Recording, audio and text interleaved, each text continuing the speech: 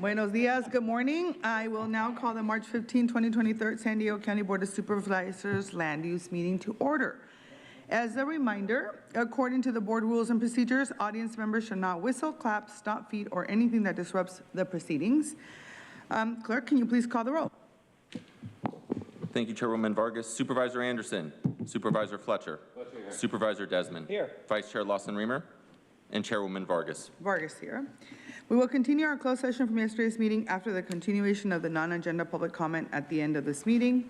We will now proceed with non-agenda public communications. This is an opportunity for the public to address the board on subject matters within the board's jurisdiction, but not an item on today's agenda. The only action that the board may take is referral to the Chief Administrative Officer. Reminder, according to Rule 4, members of the public that are non-English speaking and need interpretation assistance will get twice the allotted time for their comments, which is 4 minutes. To better facilitate the meeting, we will have 5 speakers in person and 5 speakers via phone, and the rest of non-agenda public communication will be heard at the close of today's meeting. Clerk, can you please call the speakers from the public?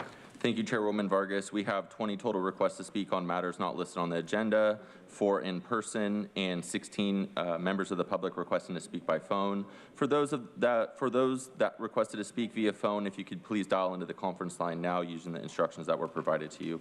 We will begin with the in-person speakers. As your name is called, if you could please come forward and stand against the east wall under the murals until it is your turn to speak. You'll then have 2 minutes to address the board, and I would like to invite forward the following individuals: Summer Light, Gail, Truth, and Victoria.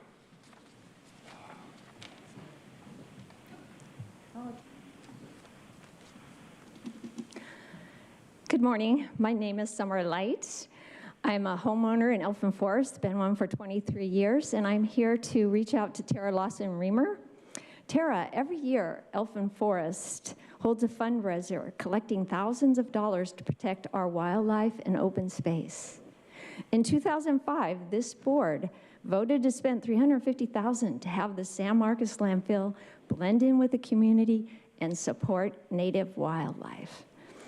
In 2012, the Union Tribune stated it was a success, it was teeming with natural vegetation, and each year attracting more and more wildlife. Unfortunately, those efforts were violated when the Department of Public Works brought tons of reclaimed asphalt to this landfill and used it excessively, scarring land, polluting wetlands, and ruining our open space. In May 2021, this asphalt was dumped on a buffer parcel legally set in place not only as a buffer, but as a natural wildlife preserve. Us homeowners and hikers are heartbroken to see the wildlife disrupted and our cherished views destroyed. I'm here today to make it abundantly clear that dumping this asphalt was a big mistake, and very importantly, removing it is doable. Tara, we would like to invite you to meet with your community at this parcel location. We can show you firsthand this asphalt is not needed. The thousands of hikers, the residents, the communities you oversee, we need your help, Tara, to get this once beautiful wildlife preserve restored.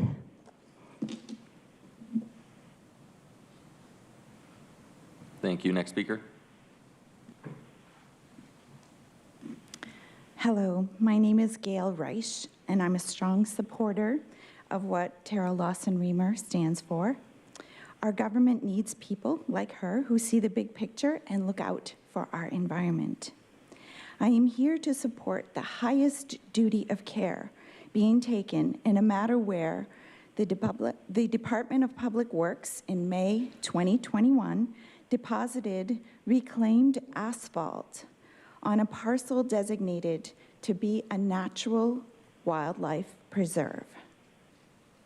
Previous to May 2021, landfill management accessed this area without the use of asphalt and heavy equipment. Those who had something at stake in the matter, those who might suffer loss or gain, like neighbors, hikers, orchard growers, quail, road runners, other rare and endangered animals, plant and soil life, even the Board of Supervisors, clearly impacted today by this decision. These stakeholders had no choice, and yet they now live with the consequences, like habitat loss, contamination, and the weight of decisions relating to this regrettable and correction-worthy matter. Not only were stakeholders not involved in the decision, but perhaps most importantly, the principles behind why land protections are vital to us all, these principles did not get the attention they warrant.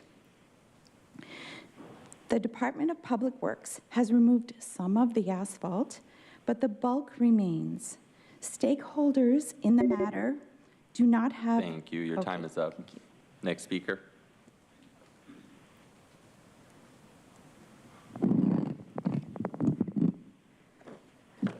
We need people like Tara who don't show up. I'm back. This is the stereotype shatterer truth. So last week, Ryan 11, thanks so much for misreading my name because it made my first in-person comment that much more epically funny. And I can't believe you supervisors actually fell for my prank and thought I was hiding behind a chair calling in. That was hilarious. And Tara laughed, which means I have officially made all of the supervisors laugh. How great is that? So now I'm going to read something serious because I can. I wrote it last month. It's called 2 weeks Later to Become Strangers. You made yourself impossible to love. All my feelings are said in the past tense. How did you let it build to this? I risked it all only to be let down so quickly. I remember when you said you missed me, only 2 weeks before you pissed it away. I remember you said everyone hated you, and I said only the real ones stay. You couldn't let go that night, but now that's all you do. Only 2 weeks later to become strangers. A lost cause, a hopeless case. You made yourself your own worst enemy. Holding on to misplaced anger, it's unhealthy. Forgotten foundation in your face. Maybe you're still wet because I can't keep a grip.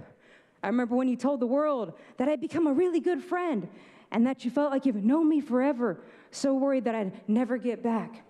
You moved so fast that I was unsure how to react. Our ships have always sailed at different speeds. Into the stormy sea, deep down go the memories. The knots unraveled, the whole truth seen. No longer anchored in reality. No longer honest with what you really mean. The public oscillation of death. Your oculars always had a greenish tint. Possession like I was your pet. Unconditional acceptance has now come to an end. Only 2 weeks later, back where we started as strangers. So that's dedicated to the memory of last year's March 16th meeting. Thank you for listening to my art.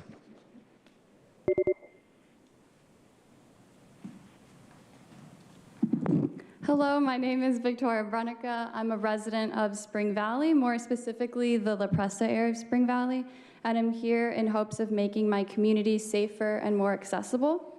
It's already difficult living in an environmental justice community and food desert, and after the redistricting, Spring Valley is split between 3 supervisorial districts, making it even more difficult to get proper representation.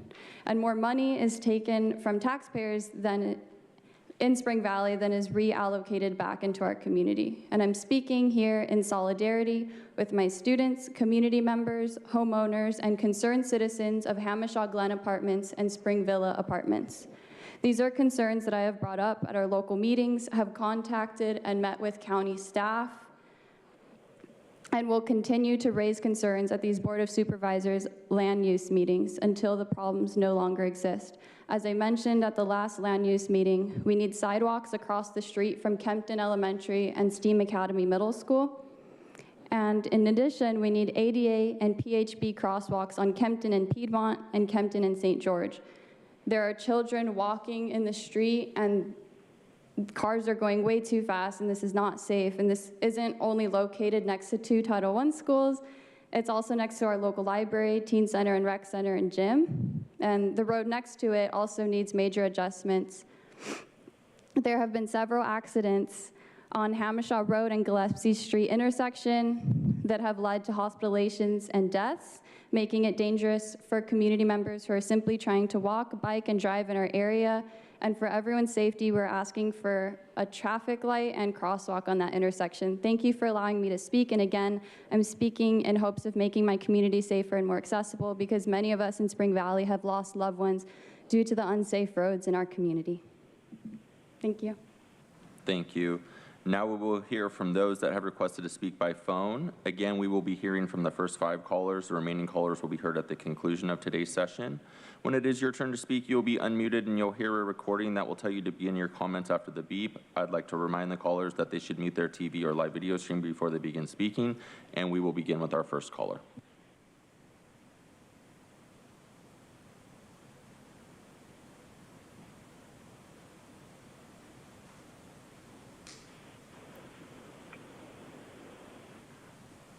Consuelo. Can you hear me? We can hear you. Hello, can you hear me? Okay, great. Okay, so first off, I wanted to address Nora, what happened yesterday in the chambers.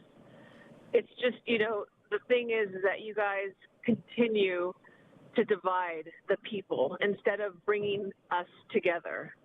And it's infuriating to see it happen. And it's just like, you're just, that's what politicians do. That's all you guys do. But here's the deal. I had a question. If we were in a Mexican, in Mexico, would they speak English to the people? Because you're in America, baby. This is where they speak, if you want to speak the native tongue, you need to learn some of the Kumeyaay, language, or, we have the most indigenous people here in our county. So why don't you learn some of that? Because, yeah, Spanish is not, it's not, they came over, they conquered. So speak some native, okay? Something else. I said I was going to be in the chambers, but I got a life, okay? And a lot of people do, and we go there week after week only to be humiliated, not listened to you guys. You guys are the trouble. You guys are the ones who cause all the division. And, to the people going up to the podium asking you guys for help, they're never going to help. All they do is destroy.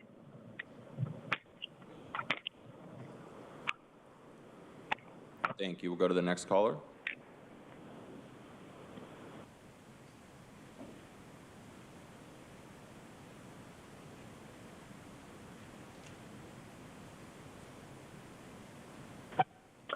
Yeah, this is Jim. I'd like to provide some perspective here. I can't help it, but every once in a while, I'm transported in time when I'm observing the San Diego Board of Supervisors meetings. This thought flashes through my mind. Oh, my goodness. These board members are the high school student council nerds and preppies only a handful of years down the road. I rub my eyes. Could it be? They look so adult and regal in their fancy dancy outfits in front of those nameplates, sitting up above on a platform about 5 feet higher than a slowly commoner serfs. But wait, these people were like the student council members in high school, only like 20 years ago. Wait, these people are people. Talk about perspective. It's important for all of us to consider and remember. I know when I attend one of those adult Board of Supervisor meetings, there's a lot of pretentious posing, tons of woke posturing designed to make them seem important as they spend our money, and countless times the board actively ignores the people they are supposed to serve. Literally, as the people speak to the board, much of the time they're looking at their iPhones, computers, or, navels. In the end, it won't matter. Board member, council member, kindergartner, student council, convict, thief, mugger, chief. We are all human with inalienable rights given to us by no teacher, no preacher, no creature. Yes, it all comes from above. Nature's God, a creator, divine providence. You can read that in one of our nation's 4 foundational documents. And as we all embrace this truth, I imagine you can't get any more grown up than that. P.S., by the way, trying to portray Audra, Consuelo, or anyone else there yesterday as anti-Semitic was disingenuous. Thank you. Your time is up. We'll go to the next caller.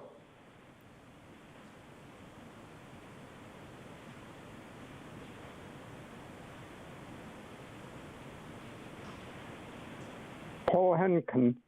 San Diego Gas and Electric is requesting an 18+% rate increase this year, followed by 4 more huge increases in each of next years. This does not even include pricing of gas and electricity, which, by the way, used to be their business. Meanwhile, your constituents are hurting, suffering medically and financially because of SDGE rate increases. People with the flu, cold, or arthritis who have to turn down the heat to save money suffer a whole lot of extra pain. They could have even be dying. I would like to see you issue a resolution opposing this rate increase and similar ones. SDG&E is being audited by the state. Any rate increase should wait for completion of this audit. But apparently SDG couldn't wait. For 2022, SDG&E claimed retained earnings of $7 and a bit billion, quite a piggy bank. What did SDG&E spend it on that they are requesting and need a whopping $3+ billion for 2024 alone? SDG&E documents have multiple estimates for the increase. 2 experts that I've seen and 1 from the chief financial officer. This increase is based on 2021 data. To fork over billions of our money to our company with such poor accounting is obscene. One of the SDG&E exhibits says the commodity price reflected in these tables are forecasts of 2022 gas prices. The estimated. Thank you. Your time is up. We'll go to the next caller.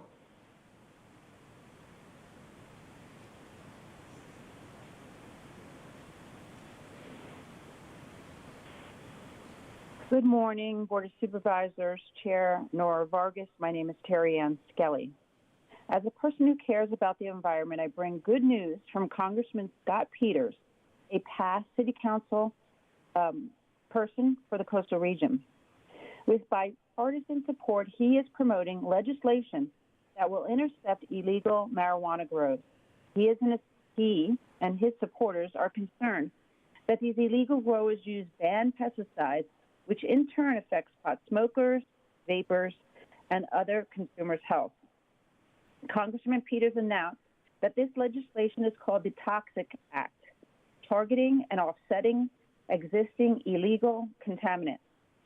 He reported that no buyer should be unknowingly consuming marijuana contaminated by dangerous banned pesticides, and the Toxic Act will go after these illegal, cartel-like grow operations on federal lands that endanger multiple species and posing a threat to the Forest Service agents who are tasked with cleaning up these lands.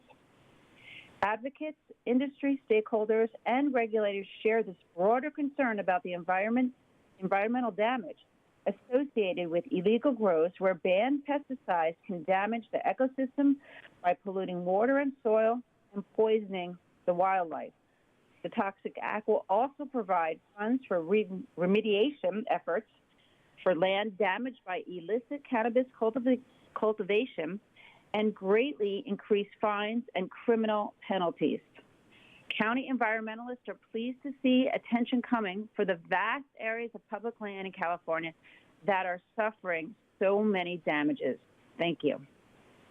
Thank you. And we'll go to the next caller.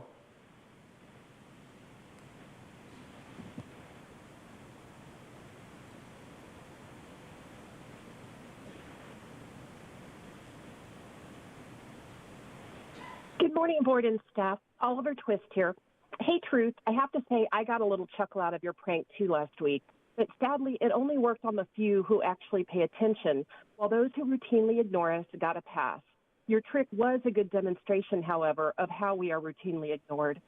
I again call on the board to implement a split-screen format for your video feed during public comments so that there is an archival record on whether you're paying attention to speakers or instead staring down at your phones, as is so often the case. The format I'm looking for would be similar to what the City of Santee displays, with a picture-in-picture format that shows both the public speaker as well as those up on the dais. Next, I'm asking you to implement a formal attendance policy and tracking system. I was told that it would be up to me to go through all the minutes to check individual performance. For a board that touts transparency, this is completely unacceptable. I ask you to integrate a formal dashboard that tracks both attendance and punctuality and hold yourselves to the same standard which you hold your own employees.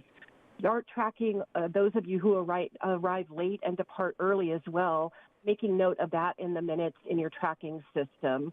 Hold yourself to that same standard and display your attendance under the umbrella of transparency and accountability. Lastly, revise Rule 4F to allow the public to clap at agenda items. Short, respectful clapping response is an important feedback mechanism for the board to gauge public thought and opinion. Much like you tally votes that show what the margins of support or opposition are, clapping response gives vital feedback and information to you as well. Your rule not only extinguishes a robust form of public input, but also serves as stark censorship, preventing others, including the media, to discern and assess the depth of public assessment sentiment on any given issue. Your rule does not align with the First Amendment. Please revise it. Thank you. Thank you. And for the remaining callers that requested to speak on a matter not listed on the agenda, please hang up and call back at the conclusion of the session. Chairwoman Vargas, that concludes the request for non-agenda public communication this morning. Thank you so much. The next item on our agenda is the approval of minutes, statements of proceeding for the regular meeting of March 1st, 2023. Is there a motion to approve the minutes? Thank you. We have a motion and a second. Please vote.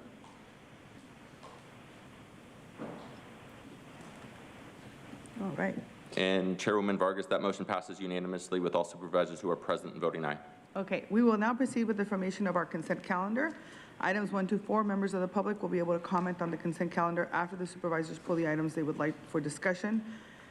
Before my colleagues make their comments, it is my understanding that the CAO has requested to pull item number 3 for the presentation and the discussion. So we're going to go ahead and pull that. Now, would you like to pull any items, sir? All right, Supervisor Desmond? No, I pull or comments, you see 3. Yeah. I'll second the motion. Okay.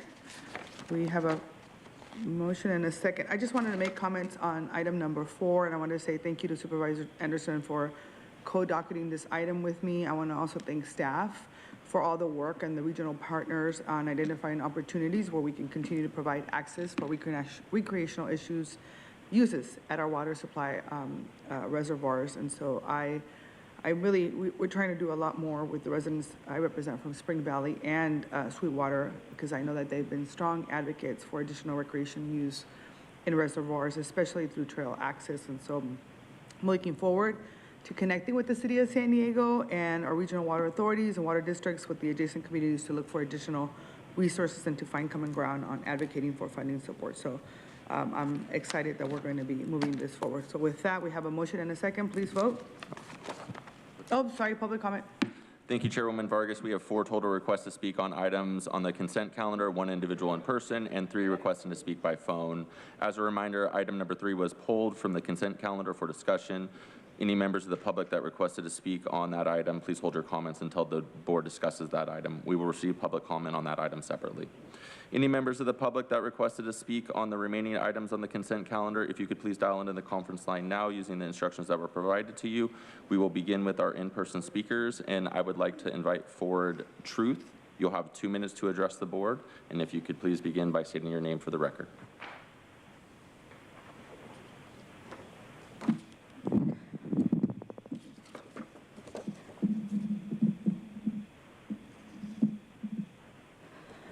My whole life's been spent pitied, adored, hated, envied, disgusted with, and intimidated by, unknown by most who've ever met me. This is truth.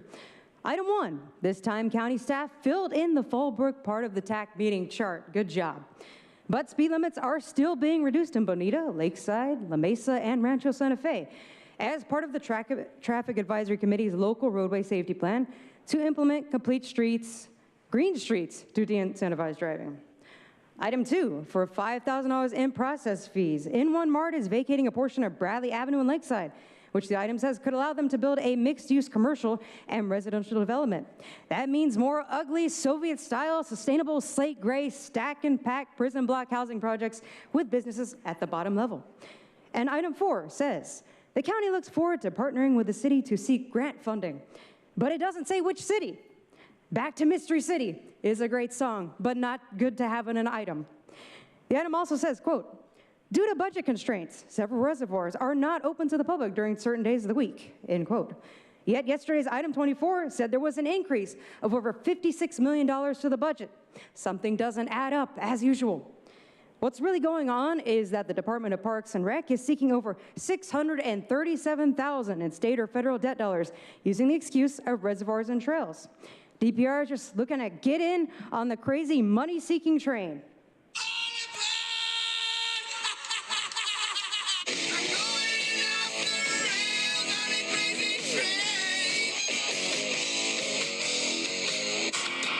How could you think nothing's wrong? You won't be smiling for long. When it's all gone. And Ellis High School never ends. That's something you learn in life. Thank you. Thank you. Now we will hear from those that requested to speak by phone. When it is your turn to speak, you will be unmuted and you'll hear a recording that will tell you to begin your comments after the beep. Again, I'd like to remind the callers they should mute their TV or live video stream before they begin speaking, and we will begin with our first caller.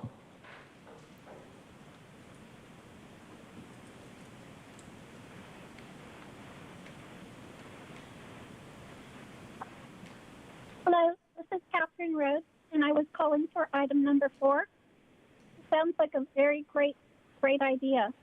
I hope that you could find money, and you have tons of money, of course, in your periodic financial report that could fund all this.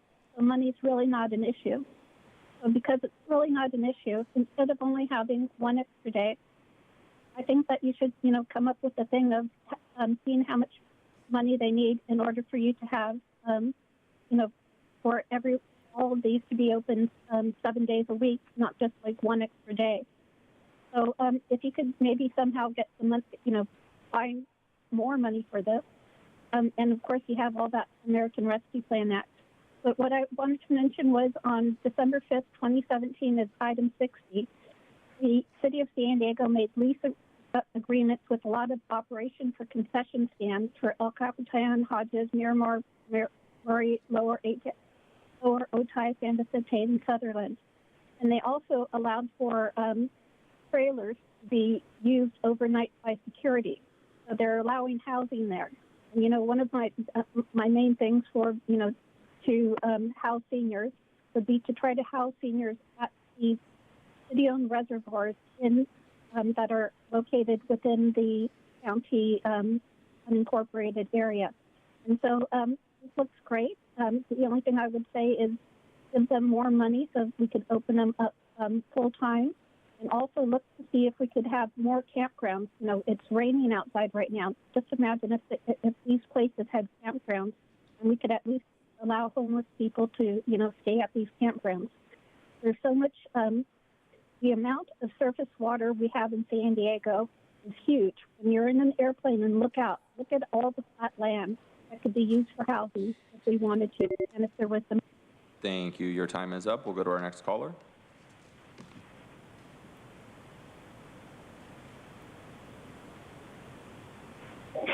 Hi, username Audra.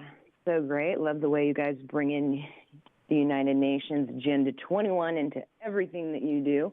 I was just curious, is anybody capturing the rainwater? Probably not.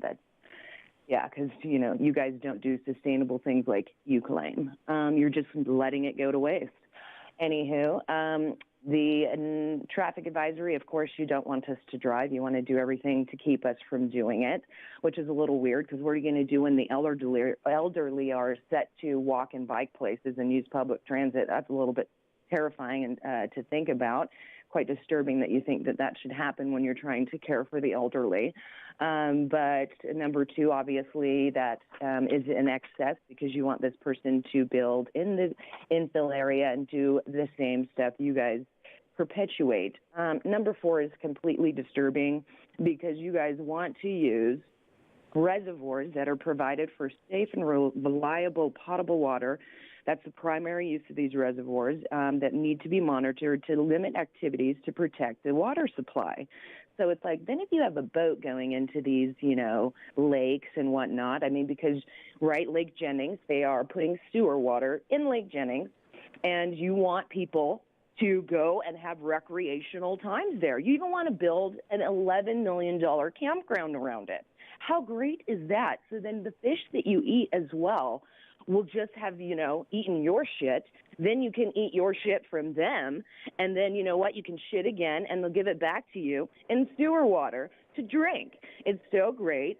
The fact that you guys, disguise this in here is like, we want to give people, like, recreation and stuff. Are you going to tell them, is there going to be a sign there that says this is filled with sewage? Or are you just going to go, nothing to see here, but, like, if you're at the ocean, right, and, like...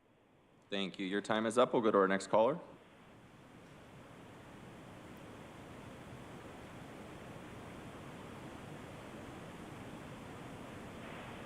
Hi, Oliver Twist calling in again. I just wanted to say I am in favor of item 4, anything we can do for our treasured reservoirs to increase recreation and access is wonderful. I do want to highlight, though, the continued problem at Loveland and ask for your support for Loveland Reservoir as well.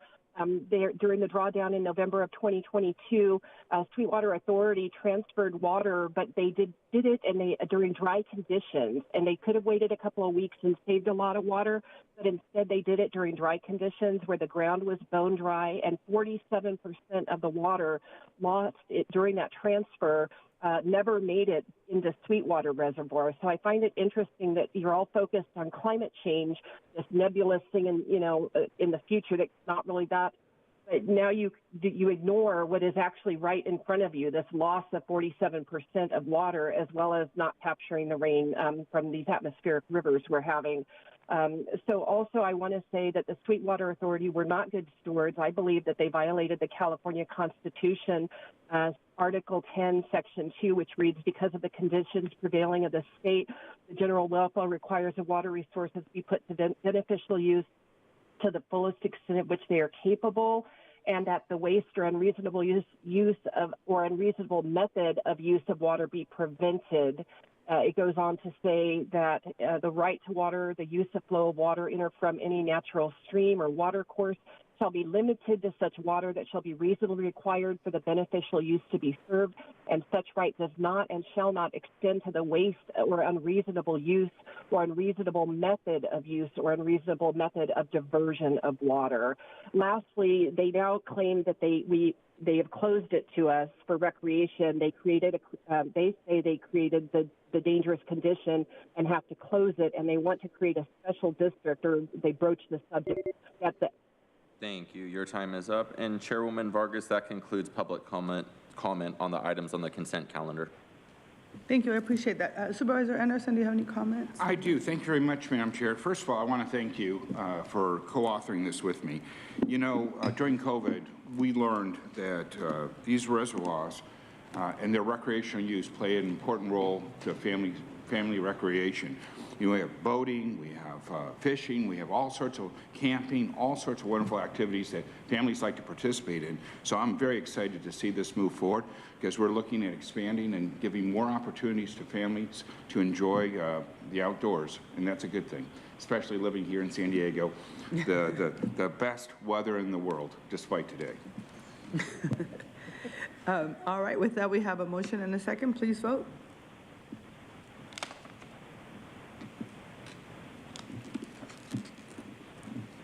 Thank you. And that motion passes unanimously with all supervisors who are present voting aye. All right, we'll now proceed with discussions regarding the 2022 General Plan Housing Element Annual Progress Report and finding of no project under CEQA, right? I'm going to turn it over to Davia Lynch so that she can go ahead and do our presentation. Thank you, Chairwoman Vargas. I'm going to turn it to Rami Telly to go ahead and kick us off. Thank you. Thank you, Chairwoman Vargas, and good morning, Board of Supervisors. I'm Rami Telly, and I'm joined by Davia Lynch. Lynette Santos, and Mark Slovic. Today, we are presenting the General Plan and Housing Element Annual Progress Report. The General Plan sets the long-term framework for the unincorporated area's development by establishing goals, objectives, and policies. It is comprised of 7 elements, each of which address specific topics such as land use density, open space for conservation and recreation, and safety. The housing element is included within the General Plan. It is updated every 8 years to address the changing housing needs for all income levels and populations. The housing element must demonstrate that the county has the capacity to accommodate both market rate and affordable housing that meets the needs of the unincorporated area residents at all income segments and life stages, including special needs populations such as people experiencing homelessness, seniors, veterans, and people living with disabilities. The housing element does not require production of housing, but rather ensures that the county has the capacity to accommodate the anticipated growth. In addition, the housing element must address, and where possible, remove constraints to housing development, conserve and improve the condition of existing housing stock, and promote housing opportunities for all persons in a manner consistent with the General Plan. The Annual Progress Report, or APR, is a state requirement that summarizes the county's progress in implementing the General Plan and housing element over the past calendar year. The state law requires that the APR be provided to the board, the State Office of Planning and Research, and the State Department of Housing and Community Development. In addition to what is required by the state, staff provided a progress update on capital improvements and other important programs, as well as details on the county's housing production and where it fell within the range established during the APR process last year. Relying on state guidance, the county's APR highlights several topics. First, the planning and development activities related to implementing the General Plan's goals. Planning and development activities include projects that update or implement the General Plan and major housing development projects, or those that require additional review other than a building permit. Second are capital improvement projects, which improve the quality and longevity of county facilities, such as roads, parks, and buildings. Third is the county's progress in meeting Regional Housing Needs Assessment, or RHNA, which is the state's estimated number of housing units needed to meet the regional demand. This is measured in building permits issued, or housing units that may begin construction over an 8-year period of the housing cycle. Each of these topics will be discussed in more detail on the next few slides. We'll start with the planning and development activities. During the calendar year of 2022, the board approved the Pinecrest Avenue General Plan cleanup, which corrected a mapping inconsistency affecting 7.5 acres of land in the North County Metropolitan Subregional Plan area. The board also approved 2 zoning ordinance amendments: the Organic Materials Ordinance update that will divert organic material away from landfills, and an amendment to the Zoning Ordinance and Subdivision Ordinance to close inactive discretionary permit applications. The APR also includes updates on capital improvement projects which support the goals established in various General Plan elements.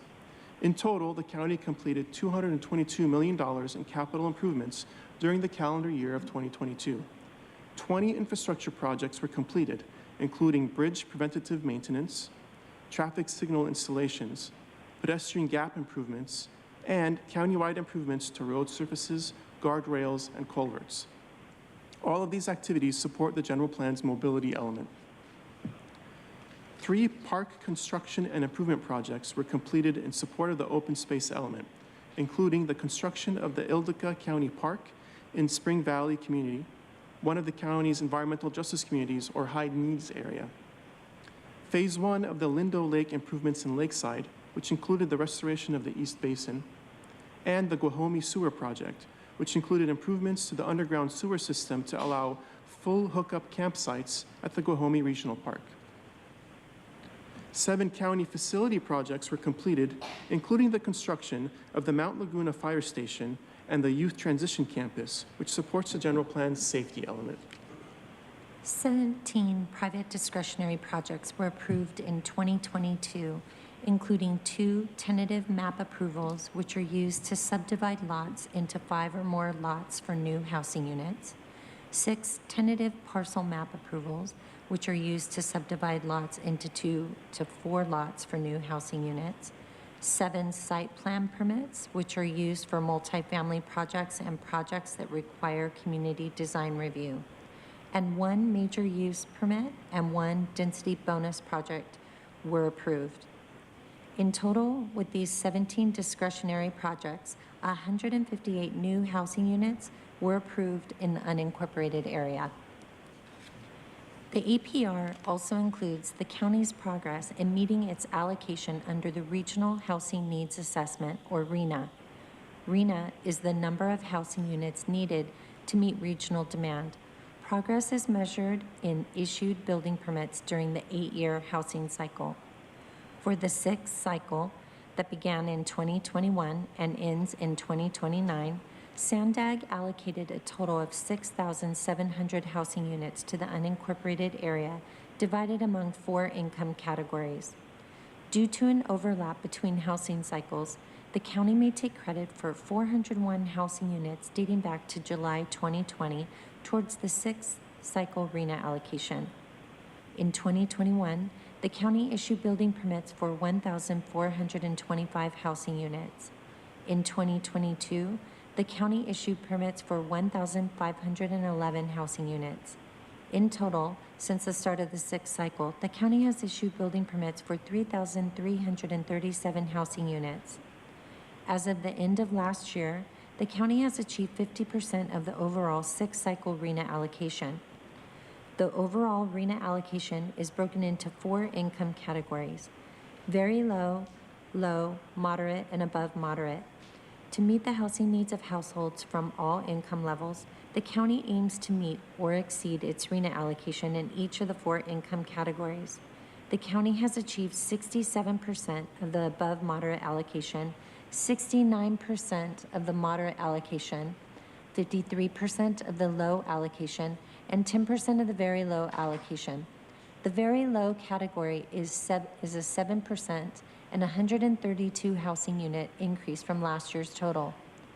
To help ensure the county achieves its RHNA allocation and accelerates progress in the very low income category, staff are developing a variety of programs meant to incentivize housing production for families of all income levels. The county has taken actions to facilitate the development of accessory dwelling units, or ADUs, including waiving fees in consideration of a subsidy program, providing pre-made ADU floor plans, and adopting changes to the zoning ordinance. The county has seen a significant increase of 160% in issued ADU permits since 2018. In December 2022, the board hosted the Let's Talk Housing Workshop. Staff presented a draft county housing blueprint that will guide the county's housing strategies, programs, and priorities, and allow the county to strategically prioritize current and future board policy direction into immediate, short-term, mid-term, and long-term efforts. County staff plan to bring a revised blueprint to the board this spring. During the Let's Talk Housing Workshop, the board authorized the county to participate in the state's pro-housing designation program. The pro-housing designation will increase the county's ability to obtain state grants, which can be used to finance housing programs along with community development and infrastructure programs. Staff will also present the housing zoning ordinance update to the board this spring. The update will align the county's zoning ordinance with over 20 new state housing laws that were passed between 2018 and 2022. The update will address changes to homeless housing, market rate housing development, density bonus and affordable housing development, and additional changes to accessory dwelling units. Staff is currently developing an inclusionary housing ordinance that would create an affordable housing requirement for future market rate housing projects. Through these efforts, the county aims to ensure housing production will continue in the unincorporated region and our RHNA allocation will be achieved for families of all income levels. An additional highlight in 2022 is the county's efforts to support affordable housing development in the unincorporated area and throughout the San Diego region. The county's Department of General Services, DGS, in partnership with Housing and Community Development Services, HCDS, offered and awarded 2 surplus sites located in the city of San Diego to affordable housing developers. In total, 8 affordable housing projects are now in various stages of the development process on county-owned land, with at least one project in each of the 5 supervisor districts. The affordable housing projects on county-owned land will provide more than 1,100 new units of very low and low-income housing. The county also supported the development of 6 affordable housing developments that will provide an additional 248 units of affordable housing. Since they will be constructed in cities that are incorporated and receive building permits from those cities, the cities will get credit for those units under RHNA.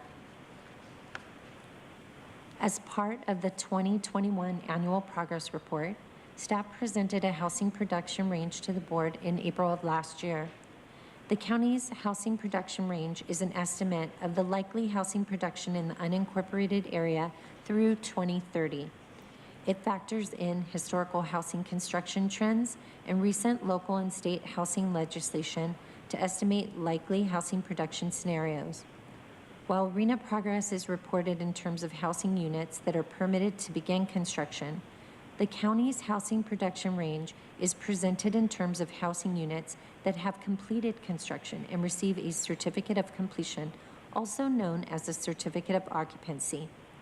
In 2022, 1,287 housing units completed construction and received a certificate of completion, slightly exceeding the high end of the forecasted housing production range for 2022. The county's 2022 production of housing units is a 20% increase over the county's average production during the preceding 4 years, resulting in an overall housing production that exceeded the county's anticipated range. This elevated production was due to several factors, including a continued increase in ADU permitting, the easing of logistical and financial challenges related to the COVID-19 pandemic, and a backlogged inventory of permitted housing projects.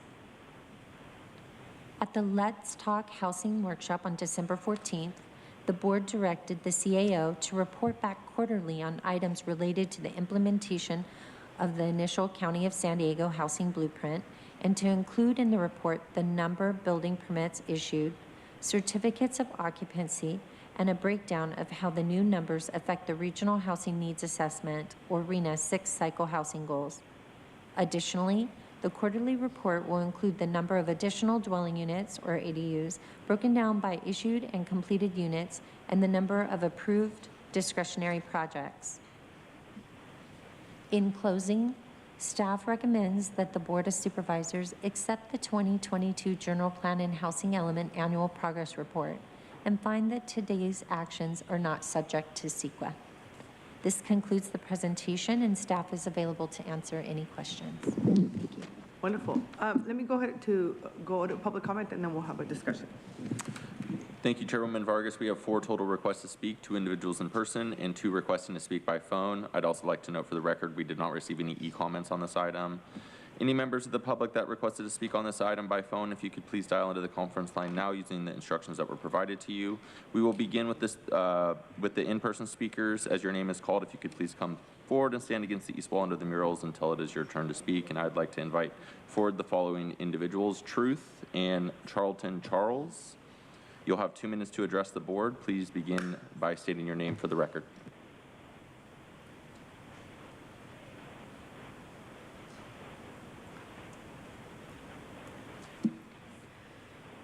All right, this is Truth, and on my eyelids is the shadow of death for the injustice that floods my oculus.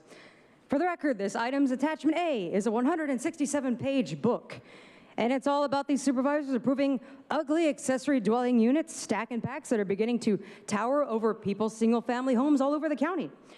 Attachment A says, quote, "To facilitate ADU construction, the county will waive building permit fees, wastewater fees, development impact fees, park fees, traffic impact fees, and drainage fees by right approval for projects with only 20% affordable units," end quote.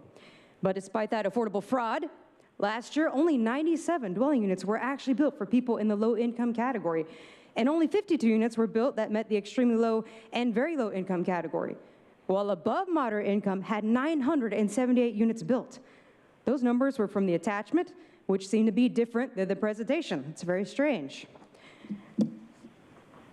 We keep talking about affordable housing.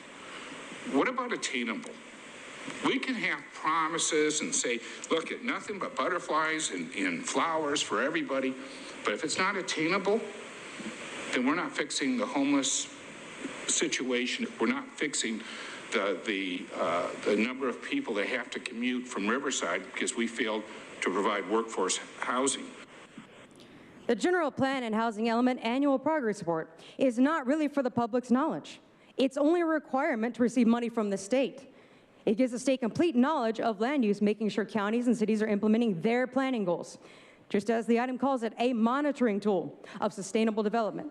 That's the United Nations Agenda 21 plan to get us all densely stacked and packed into smart cities without freedom of mobility. And for the record, every supervisor, but Nathan right now, they take that back. They've all listened to me. However, familiarity breeds contempt, so let's give it time.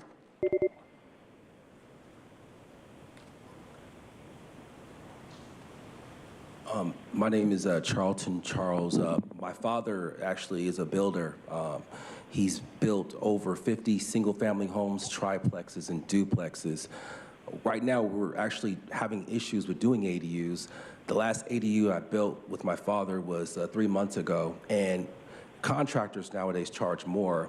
We decided to do it for less. I was working for $100 a day, my dad $150, my brother $250, and we built a 2-bedroom, 2-bath custom ADU, 1,000 square feet for $120,000. And we actually, when we submit plans for the city, I did it online. It takes me about a couple months to actually get it approved. What I'm asking for is a quick approval so that way I can actually submit it and actually get it done. We're actually doing another ADU for someone else. It's a custom duplex, 3-bedroom, 2-bath on the first floor, 3-bedroom, 2-bath on the second floor. And that will get approved around May timeframe.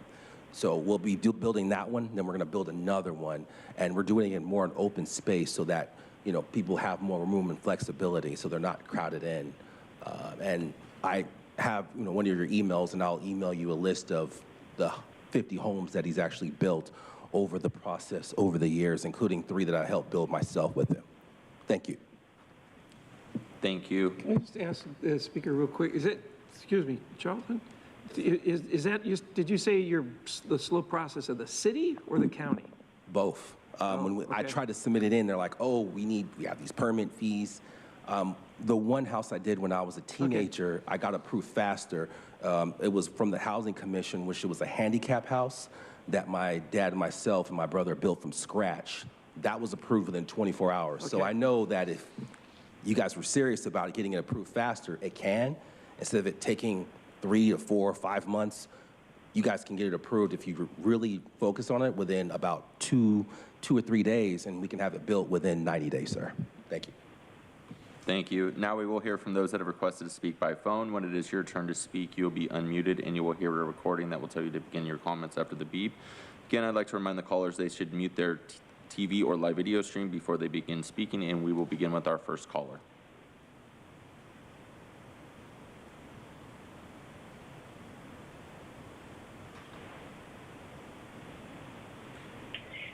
Hello, this is Catherine Rhodes, and I very much love this report. Yes, I see some of the numbers don't actually match, so if we could make sure that we get the correct numbers, whatever they are. First, what I just wanted to mention is the extremely low and very low. People who have 50% of the average weight, which is pretty much everybody. And so you only had permits for 132 units. One of the things that you didn't have is how many affordable housing units were destroyed during this time. You're supposed to say how many you have, plus also how many were destroyed, and I don't see that. And the other thing is how many of these ADUs were actually tiny homes. Tiny homes are units that are less than 400 square feet, and they're sustainable. And so I would like you to have, kind of another line somewhere here. See how many of these, for each of the categories were actually tiny homes, something less than 400 square feet. And the only thing that, I keep on saying is, just like the gentleman that just came forward, you guys don't have a ministerial approval process that is required from your general plan since 2010. So for 13 years right now, you don't have a ministerial approval process for approval of emergency shelters in industrial zones in the county, in the unincorporated county. So what you really do need is the ministerial approval process. And I didn't know that if you're going to say that the shelters don't need to have permit fees or something, I didn't actually read that, but I'll look for that. That seems like a great idea. But what you really do need is a ministerial permit process from your county planning development service. Thank you. Your time is up. We'll go to our next caller.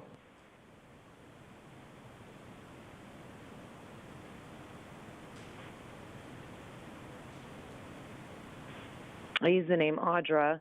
A whole bunch of shenanigans again. It's like you guys have to do all this busy work to give it to the governor's office because you're required to, so that you can show them the status of implementing the basic plans for everything, which, you know, seems all nice and all, but it's like you guys are doing this because you want to be transparent and whatnot. But the problem is that all of the things you guys do, like that man Jonathan was saying, is you take too long for the permit. Like you could do it way quicker than you actually do.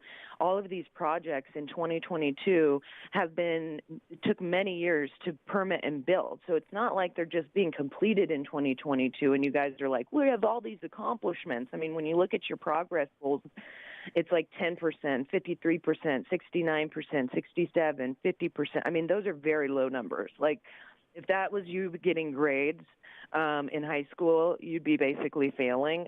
You wouldn't do good. And so you're not doing good. And then you have a housing zone ordinance update for the spring of 2023 to comply with the new state housing laws. So the reason why you guys have all of this lack of ability to build anything is because of all the permitting and requirements that you continue to change to bring in your new environmental justice, conservation, and housing needs that you pretend that you're going to be getting to people. But if you really had a concern for people being in housing, you would not set up all these roadblocks. But you do it intentionally because you don't want people to be building stuff. You want to do it where you're going to be doing it, which is in densely populated areas. But it's just sad because you talk about wanting to do stuff and then you perpetuate the problem by making it impossible for people to even, I mean, there's going to be like 20 bills that are coming out for this new state housing laws. I mean, so are a bunch of the permits that you've already given have to be Thank you. Your time is up. And Chairwoman Vargas, that concludes public comment on this item. Thank you. Thank you for that. And first, let me just say that I think, you know, we focus a lot on like what we haven't done, but I think it's really important to acknowledge that we've been able to construct, you know, the 1,287, so above what we were supposed to. So I think it's really important. I want to just say thank you to the team for making sure that that's happening, and everyone who is making sure the process is moving forward as fast as possible, right? I wanted to, can you just clarify for me, please, the process of like the ADU process here at the county, just so that people can better understand what that is. I think one of the biggest challenges that we have as a county is sometimes people confuse sort of the role of the different 18 cities and what their requirements are and what our requirements are. So if we could just clarify what that process is, I think it would be great. Yes, Chairman. First, at board direction, we've waived the permitting fees for ADUs, as well as the development impact fees that the county has control over. Also at board direction, we've developed pre-approved plans that if used, they could get approval over the counter for those pre-approved plans. If a developer or homeowner chooses to have customized plans, they would submit through the building permit process. We strive for a 15-day turnaround period. Recently, though, the review periods have taken longer than that due to staffing issues and pent-up demand from the pandemic. Right now, they're coming in about 4 weeks for a one review period for the ADUs. And then I would just want, the other thing I wanted to say is that I know that I want to figure out a way how we prioritize the very low and the low, right? I mean, the numbers, there's 6,700 that we have to reach by 2029. And I know that we've created a number of initiatives throughout the last year and a half, how long have I been here, since 2021, to identify where we can do this. And so I'm thinking about going back and looking at some of those, the bigger housing initiatives that we've been talking about and how we make sure that we are trying to prioritize the very low and low, as well as really thinking about what does that look like as we're moving forward and with some of the challenges or recommendations that are coming from the state as well. I think that that would be a really important thing for us to look at. And then, anyway, those are the questions the comments that I have for now, but go ahead, Supervisor. Thank you, Madam Chair. First of all, it's great progress. When you look at when we got elected and came on the board and how far we've come, this is terrific progress. I really appreciate it. I appreciate that the quarterly reports are going to be coming here shortly, and I think that's going to be a great tool to help us. But and I'm sure you're going through a lot of this, and so I apologize in advance that you may have already looked at it, but I just want to make sure that we're looking at it, and that is there anything we can do to streamline the permitting process in the VMT efficient areas? And I'm just wondering, you know, is there any kind of redundancy or anything when we listen to the gentleman speak about how he's trying to put an ADU in? You know, it seems to me one of the key elements for low and very low is the time costs money. And if we aren't moving those as quickly as possible, or we're not figuring out more efficient ways of moving them, I think it's going to be harder to keep that price low and workable. And then my last comment is just on the very low, I think some of that stuff has to be subsidized. And I think that achieving those numbers are even more difficult because they're under market price. And so there's not a lot of people rushing out to say, I want to lose money. However, we have augmented it. We put $25 million into the system to help spur this, and we're doing other things. I appreciate that you come back with reports like this to let us know if there's something this board can do to help you and assist you in achieving our overall goals. That's a lot of comments, but there was only like one real question, and the one real question is about the streamlining the permitting process in VMT efficient areas. Supervisor Anderson, through the chairwoman, yes, I think there certainly are measures that we could take, ranging from providing guaranteed timelines with sufficient resources and other considerations, to things like preparing environmental documents for an area so that the future developers don't have to pay for that process and can be streamlined. We are looking at a wide range of different actions that we could take based on the board's direction recently. We'll be returning in May with that information and a suite of options of different actions that could be taken through the lens of looking at just affordable housing, looking at housing in VMT efficient areas, or looking at all housing with different considerations for each of those options. Thank you very much for that. Madam Chair, you know, we have a project that is in your district that we're looking at, and, you know, I think it's really important that we focus on the low and very low. But I also looked at our budget report yesterday, and anytime we create housing that people want to move into, I think that we're increasing revenue to the county and having move-up homes and keeping every housing opportunity in the county. I think it's an important thing for us to do when thinking in terms of how do we fund public safety, how do we fund first responders and firefighters. All these things are tied together, and I think that we can't just look at one item. We've got to look at the quality of life across the board for all our residents. So thank you for that. Yep, totally agree. And I don't think you have to do one or the other. I think it's how do we parallel try to identify where those opportunities are. And I think to the supervisor's point is where can we make any difference, changes in terms of public policy that can impact how we get this done. I'll turn it over to Supervisor Desmond in a second, but I wanted to ask about the ADUs. I'd be interested in identifying, so the ones that we have, how many are qualifying under the very low or low? Because I think there's this assumption that when people do ADUs, they help, you know, lower income. There's just assumptions I think that are made, but I'm not really sure that those are real. I don't really know. That would be good to find out. I don't need to know right now, but I think if you can share that with us at some point, that would be great. And then I also think as we're thinking about this, and I see Director Estrella here, as we're looking at opportunities for building wealth in our communities and what that looks like, so programs that we may think about in the future for loans so that folks who are in the middle income can actually are able to apply or,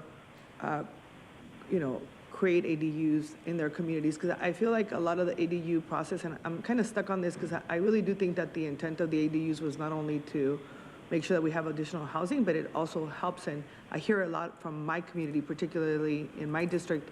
I have a lot of families who have used ADUs or these extra rentals so that they can build the retirement income and other opportunities, which I think is fantastic.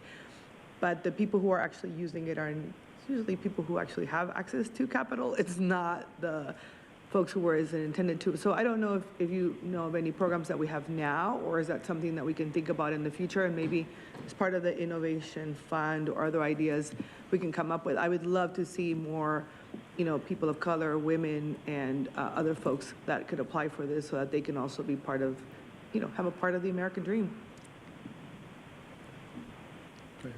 Yep. Thank you, Supervisor. Thank you, Chair.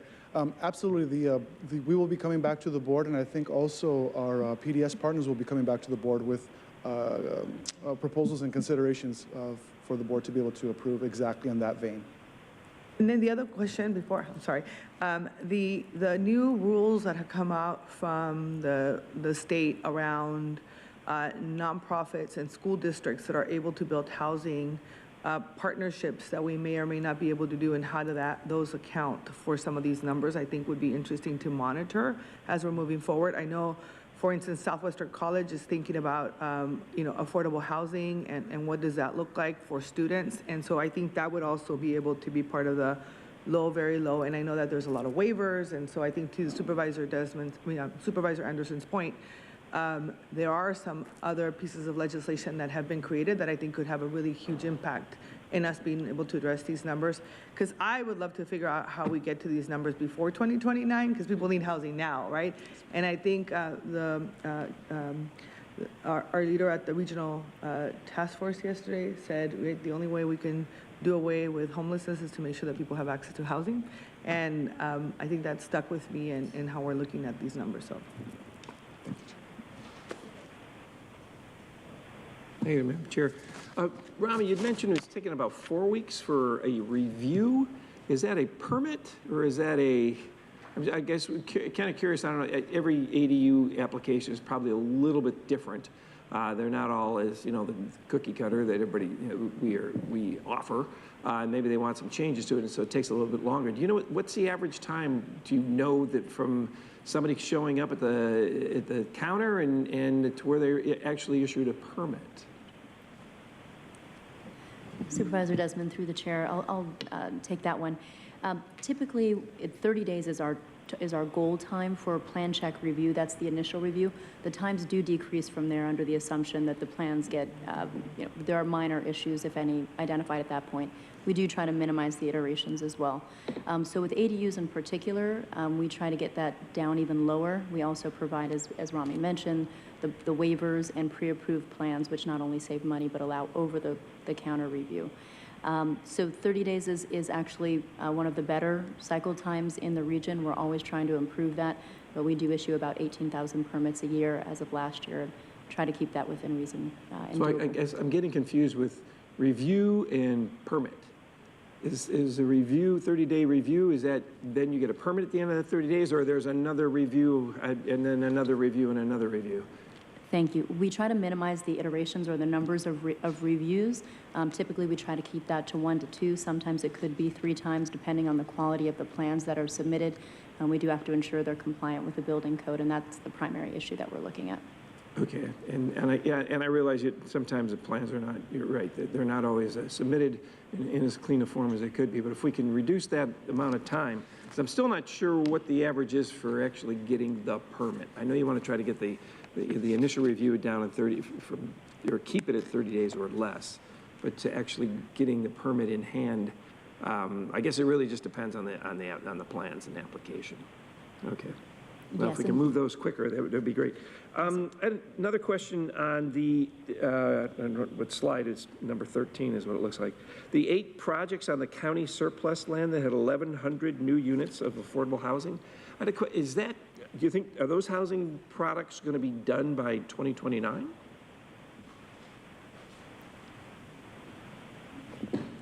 And then can we get a breakdown? Can we get, for the board, all the board offices, where these projects are and then what the breakdown is, and then are they the breakdown of low, very low, and the makeup of those housing units? Good morning, Yeah, Supervisors. David. So definitely we can provide you that breakdown. Each one of the properties is on its own cycle. For the most part, the groundbreakings are ranging from 2023 through 2025. The latest one, groundbreaking being late 2025. That means in addition, once there's groundbreaking, another 18 months generally for construction. So for the most part, they should be completed. Again, contingent upon funding, et cetera. But the key deadlines are obtaining their complete financing package, groundbreaking for the property, and then adding the time for construction. So generally, for the most part, yes. Okay. And just, Supervisor Desmond, just as the reminder, majority of these, David, correct me if I'm wrong, are in incorporated areas, so these do not account for our RENA numbers that the team went through. Bummer. I know, just wanted I to saw that mention 1,100 number and I thought, oh, good, but so those don't count towards our RENA. How about the 258, on that same slide, 6 county supported projects, 258 new affordable housing units. Is that also incorporated? All incorporated, that's All right, okay. Well, thank you. I got just a couple more comments. Thank you, staff. I'm always interested in getting more housing units here in San Diego County and in the unincorporated area as well. It takes a lot of time to implement our general plan, and we appreciate all you do for that. As I read through the report, it's kind of a mix of good news and not so good news. There's a couple of trends that are found a little bit concerning. One is that in the last year, only 158 dwelling units were approved last year through 17 discretionary actions, which basically, so there were 17 applications and only 158 dwelling units approved. And I know we've been building housing fast and furious here this year, but that was primarily due from applications that came from 5 years ago. Unfortunately, this looks like the trend with only 158 dwelling units approved this year. That means 2 or 3 years down the line, it's going to be even fewer housing. I guess I'm just making that assumption that we don't have that many people applying or getting in line. So I think we definitely do need to build more housing in the coming years. Definitely impressed, I guess, with the increase of the low and very low income units that were issued last year is 132. But I still think, we're pretty much behind the 8 ball. And I know most of those numbers are due to ADUs being approved, which I'd encourage and we continue to streamline as people are trying to build these ADUs, and they're having a good and a positive effect. But lastly, the housing production, on the surface it seems great, but as I mentioned in the board letter, it states that that was based off of units that were approved in the last 5 to 10 years. So we're decreasing the number of approvals now, which unfortunately equates to fewer housing units being built in the future. So I want to make sure that hopefully that we get, I guess we can't force people to put in housing projects or to bring applications forward, but that number was a little bit surprising to me. And that's the lowest in the last 5 years as far as the number of housing units being approved. And I think 2021 it was 221. 2020 it was 606, and now we're down to 158. So it's kind of telling that it's not a good indicator for future housing projects. And I hope you prove me wrong, but thank you.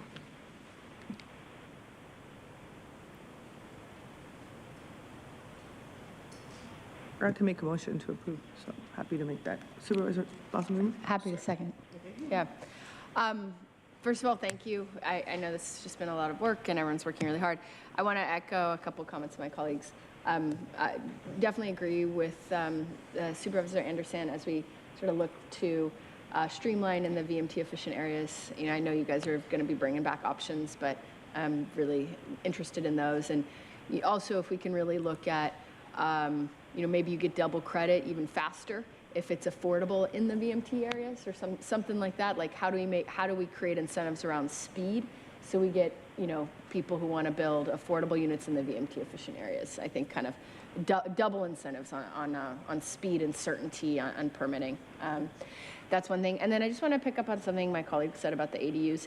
Something I've thought a lot about, just to sort of share some of the things I'm thinking is just building on your comments. It is really hard for people to build an ADU if they haven't owned their home for a long time and therefore have a lot of capital in their house. If they don't have access to capital, they can't get a loan, or they're struggling, they've already taken out loans against the house to pay for school, whatever, and they don't have a lot of capital in their house, then they can't build an ADU and they're kind of iced out of the whole process. And so I think it'd be really interesting if it's possible to look at loan instruments that would loan against the future value of the house, right? So like, we know that, let's say a house costs, $600,000, that's the assessed value. Just kidding. That's right. Just to say, it's theoretically. And then, you're going to take out a loan against that to build your ADU, and you need to take out a $200,000 loan. You'd have to have a lot of equity in that house in order to take out that $200,000 loan.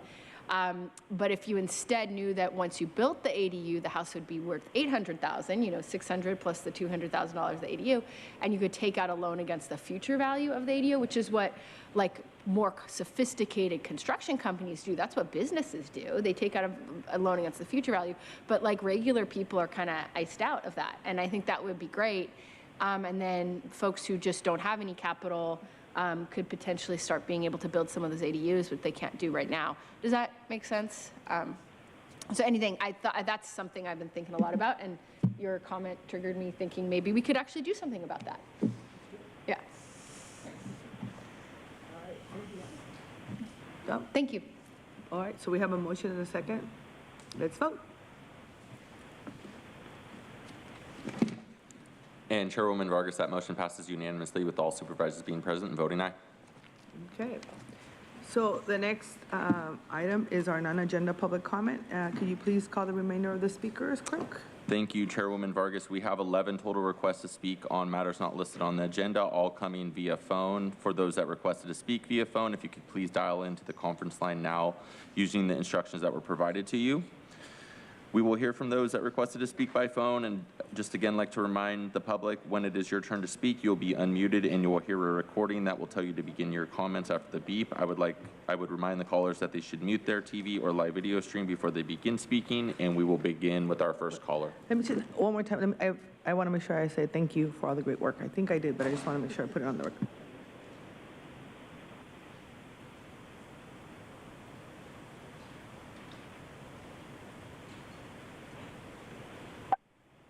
Hello, this is Catherine Rhodes, and this is Supervisor Nathan Fletcher.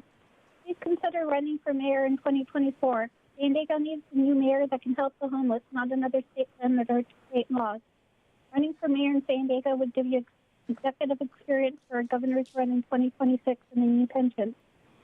Mayor Todd Gloria does not care about the homeless. Back in 2008, when Todd Gloria was on the Housing Commission, he and Rick Gentry stated it was illegal for the winter-only sprung shelter homeless tents to be open year-round because structures were temporarily only, and the building permits from the city's Development Services Department were also temporary only. Now Mayor Todd Gloria is making the same temporary permit excuse, the reason why the city's 500-bed Golden Hole homeless shelter has to close. Saying the shelter was only temporary, and the permits were only temporary, not year-round, during the homeless emergency shelter crisis that gets rid of all those excuses. So back in 2008, I told them they were not correct. For example, the temporary sprung tent shelters are illegal to be open year-round with temporary permits, and all of the hotels in Mission Valley and Mission Bay would have to take down their tents and reopen them every year. Also, all temporary construction trailer at job sites would have to be removed from the construction site, even if construction lasts several years.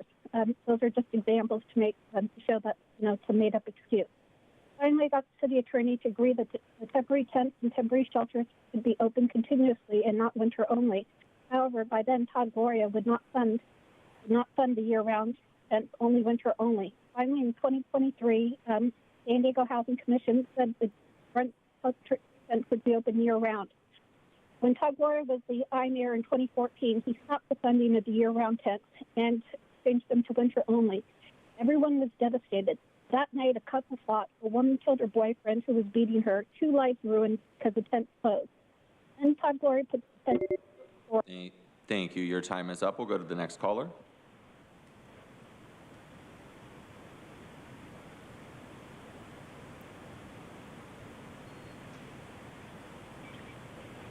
Good morning, Board. My name is Kathleen Lippett.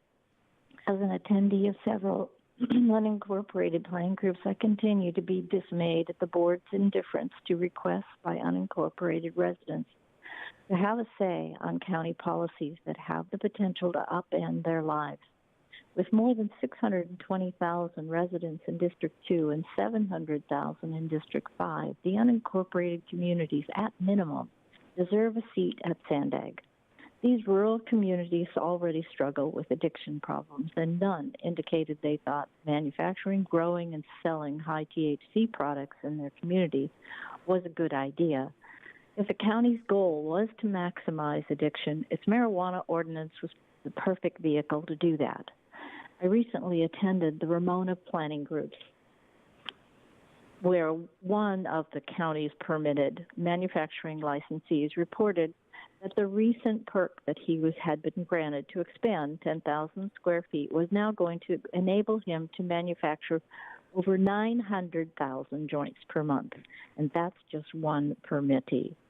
There are going to be a lot of children who are going to be caught up in this addiction, especially in consideration of new research that reiterates the need for consumer caution, federal protection related to marijuana companies because of their misleading claims.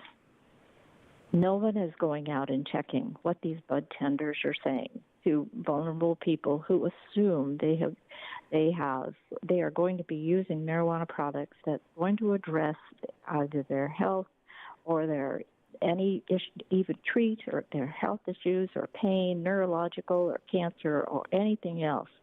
There's nothing to back those claims up, and nobody is checking. The FDA, FTC, and Congress could do more to protect. Thank you. Your time is up. We'll go to our next caller.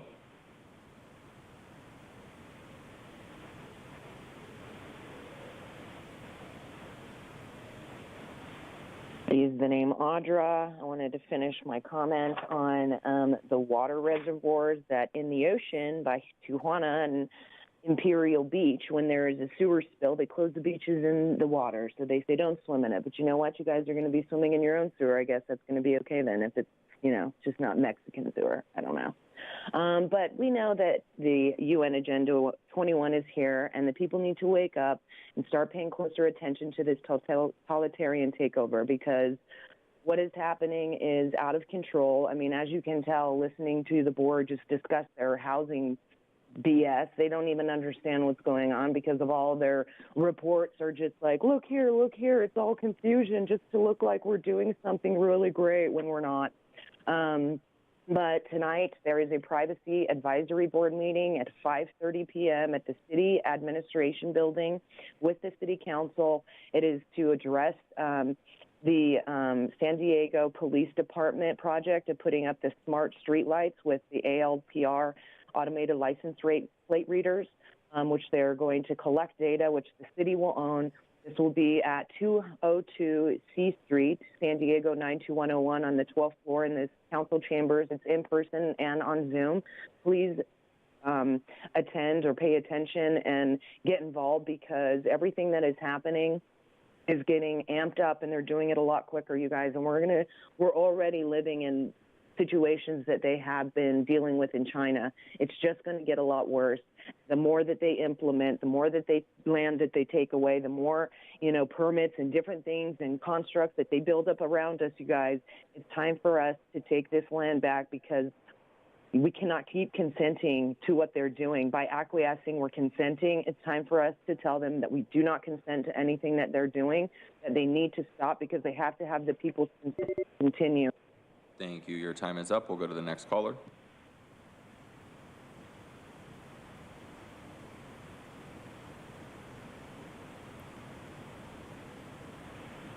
Good morning, Peggy Walker.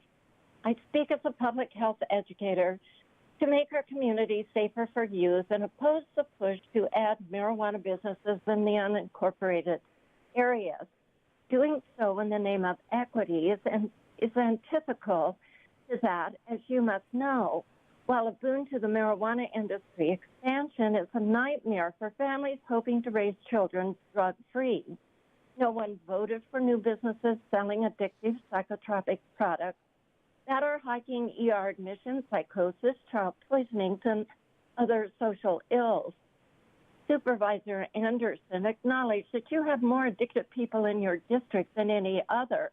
New drug purveyors will only increase those numbers. It just doesn't make sense.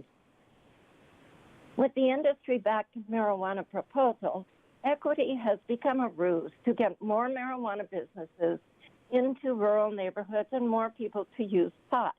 But it's not social justice to expose more people, especially youth, to known risks, including psychosis, addiction, heart attack, and cardiovascular disease, school dropout, IQ loss, and testicular cancer. Political leaders are responsible to support systems that enrich people, not endanger them. As the UT letter to the editor so adeptly stated last week, supporting predatory drug industries and former criminals in the name of equity may be passed off as compassion, but it's hypocrisy. I thank you for letting me speak, and I want to support earlier statements that you please refrain from working on the computer, checking papers and phones during public comments. Constituents of yours come on legitimate concerns and deserve respectful attention. Thank you for letting me speak. Thank you, and we'll go to our next caller.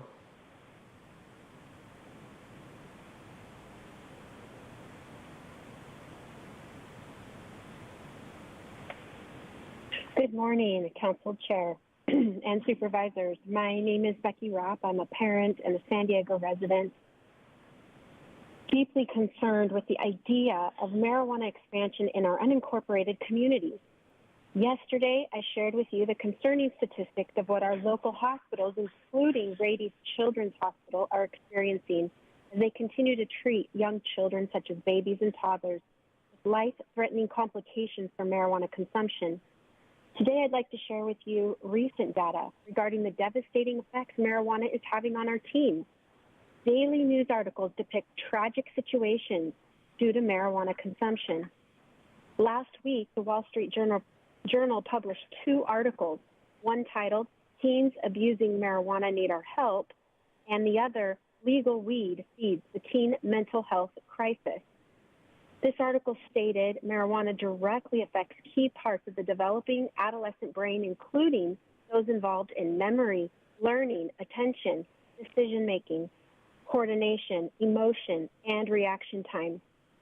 JAMA Psychiatry stated cannabis consumption in adolescence is associated with increased risk of developing major depression in young adults and suicide ideation. I'd like to emphasize how they describe depression as major. It is clearly not wise to exacerbate the current mental health crisis our youth are facing, and moving forward with the marijuana expansion seems irresponsible. Healthcare professionals agree that high-potency THC products are detrimental to the mental health of young people. What our county is in desperate need of are stronger protections and regulations within the current marijuana code. Potency caps, flavor bans, and stricter advertising policies would be wise, not expanding the industry. Thank you. Thank you, and we'll go to our next caller.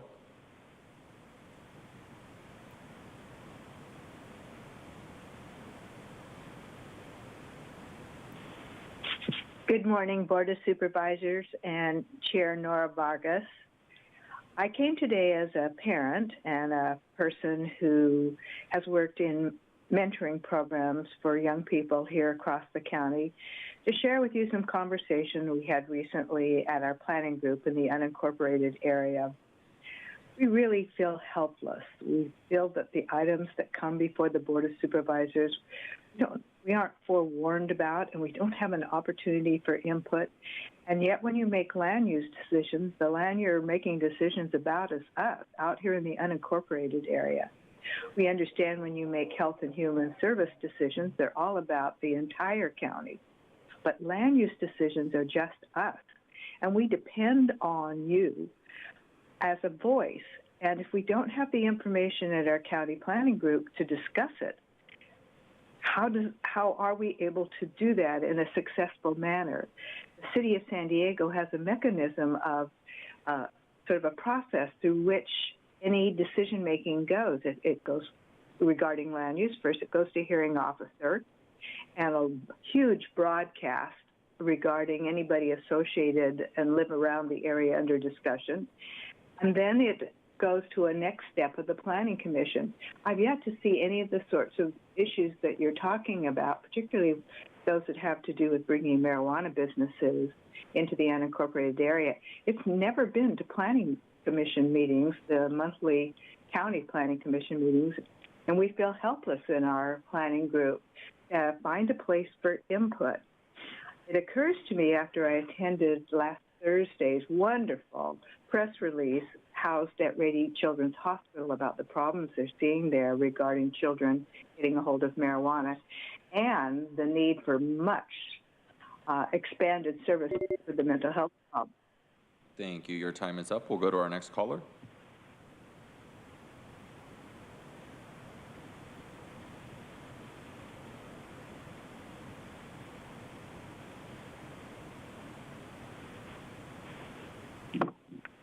Hello, this is Kelly McCormick. I'm a public health educator. As I was listening to the board meeting yesterday, I was struck by an inconsistency. On one hand, you issued a very worthwhile proclamation in support of brain injury awareness, recognizing the difficulty faced by people who sustain brain injuries and the effects on their families and caregivers as they navigate their changed reality. On the other hand, the board supports the plan to increase the availability of marijuana in the county, accompanied by a marketing campaign designed to promote marijuana use. Of course, these are for-profit companies. It's an indisputable fact that marijuana use, particularly by those under 26 years of age, causes negative changes in brain health. I recently attended a presentation by Rady Children's Hospital. A psychiatrist shared the effects such as difficulty in thinking and problem solving, problems with memory and learning, reduced coordination, difficulty maintaining attention, and problems dealing with life's challenges. Some of these changes can persist even if marijuana use is discontinued. Again, I'm not talking about children and teens only. The brain is developing until around age 26. Also making these young adult users more susceptible to addiction. I would like to see a proclamation promoting a drug-free lifestyle, accompanied by action to discourage marijuana use, limits on marijuana advertising, and reducing, not increasing, the availability of marijuana in the county. Thank you. Thank you. We'll go to our next caller.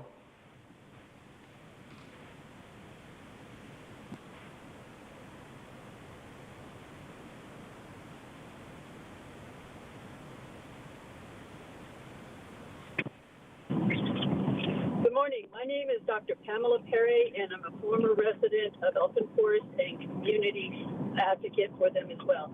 I stand beside other community members today to get the attention of the board on the harmful dumping of recycled asphalt on the San Marcos landfill buffer land. In August of 21, I was part of a petition drive with Tiffany Boyd Hutchins, a scientist and an environmentalist who is supporting in this community effort to get the asphalt removed. When DPW dumped excessive amount of recycled asphalt known to contain toxins, car oil, lead, and other toxins, and then set aside specifically to be a natural wildlife preserve, I was rightfully distraught along with other members of the community. This land was designated to protect the community from the toxins trucked activity, smells, and unsightliness of the San Marcos landfill. And the decision to dump all over it was in direct opposition to previous board's decision to preserve it for our safety. A small amount of the asphalt has been removed. Thank you. But the problem is far from resolved. Most of the asphalt is still here and creating pollution in our land, waterways, land, and it's still an eyesore for hikers and homeowners. It all needs to be removed. With all the asphalt that is still left and all the straw rolls and sandbags in place lining the slipping road, it will cost taxpayers much more to handle what for 20 years was a simple mow for weed abatement that happened only one time a year. This asphalt road was never needed and is a waste of taxpayer money and time. Removing it now will cost less than maintaining this poorly made, toxic road for the next 10 to 20 years. It is important to our community because it is. Thank you. Your time is up. And Chairwoman Vargas, that concludes the request for non-agenda public communication this morning. Thank you. With that, we will now proceed to closed session. We will return after the end of the session if County Council has a report. Thank you. The board will now recess into closed session to continue consideration of those matters listed under item 26 on yesterday's agenda. If there are any reportable actions, they will be reported after the conclusion of closed session today. Okay. With that, the meeting is adjourned.